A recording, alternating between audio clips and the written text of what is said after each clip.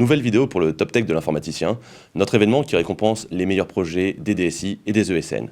Aujourd'hui, nous recevons le lauréat dans la catégorie formation pour les ESN, Sébastien Videmont. Bonjour. Bonjour Guillaume. Vous êtes donc président fondateur de Meritis.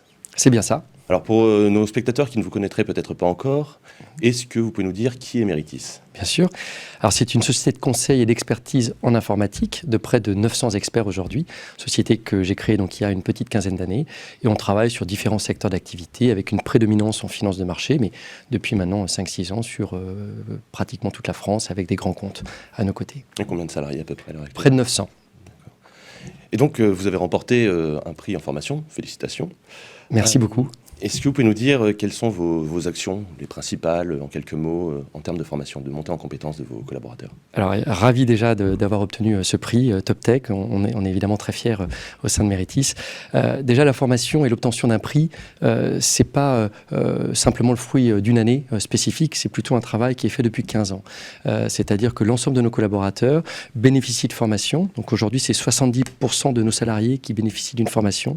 C'est 1 million à peu près 500 000 euros par an de budget formation. Et c'est une cinquantaine de formations par an que l'on distille en interne ou via des partenaires, qui fait que sur certains sujets, on a pratiquement 1 millier de collaborateurs qui ont pu être formés au total sur l'année avec les différentes formations, ils en font parfois plusieurs. Et donc c'est vraiment une mécanique aujourd'hui qui est bien rodée et qui permet à nos collaborateurs de voir que beaucoup de sujets peuvent leur permettre de gagner en compétences.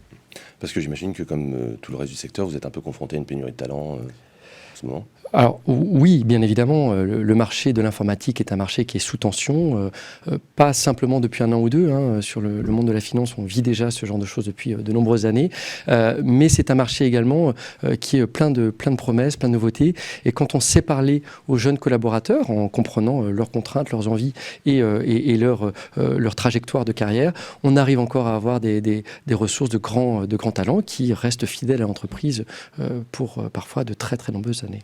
Et l'offre de formation, c'est quelque chose qui va attirer justement les jeunes chez Meritis ? Bien sûr. Alors, il y a le fait qu'il y ait une vraie régularité de formation, c'est-à-dire que quand on veut une formation, il y a un service dédié qui permet de poser un peu les bases de ce que l'on souhaite apprendre, des compétences que l'on souhaite acquérir.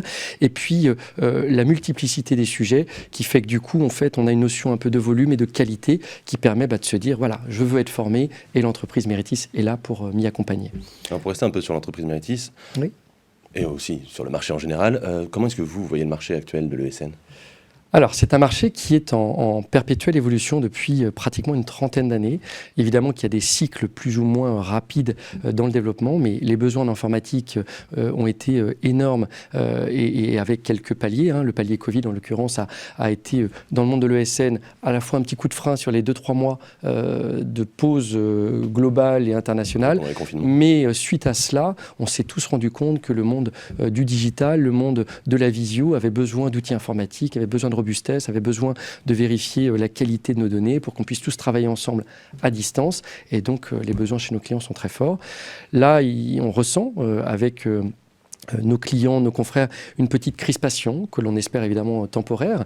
La crispation, elle est liée à une année d'inflation qui a été très forte, elle est liée à des petits doutes sur évidemment la géopolitique mondiale, et tout ça pèse un peu sur le ressenti, mais par chance, on a aussi des petites nouveautés qui donnent de l'envie, de l'intérêt, comme ChatGPT en l'occurrence, qui donne du renouveau et de nouveaux projets, de nouveaux POC, et on est absolument ravis de passer du temps avec nos équipes sur ces sujets-là. Eh bien, merci beaucoup Sébastien pour ces explications. Et nous, on se retrouve très prochainement pour d'autres vidéos du Top Tech.